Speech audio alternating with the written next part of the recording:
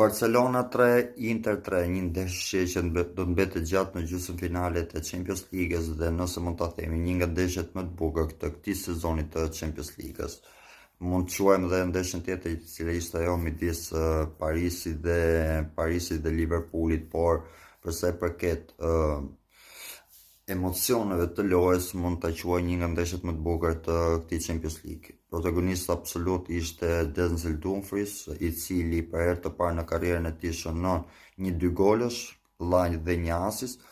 Ofroi edhe një asist të dytë që mund të bëhet 2 asist 2 gora sot, por për fat të keq dhe për sistemin e keq të VAR-it, se si funksionon VAR-i, anullohet goli i Mkhitaryan. Por gjithsesi ky Inter, edhe pse kalon që në minutën 20-21 kalon në një avantazh për 2 golësh, nuk arritën poshti tabun e Spanjës, tabun e Barcelonës, ku në gati nga 2002 deri sot 2025 nga 23 vite, se do shme thonë 13 vite, në 23 vite Inter nuk arrin të fitojë kundër Barcelonës. Në 7 ndeshje të luajtura ka plot 5 humbje dhe 2 barazime.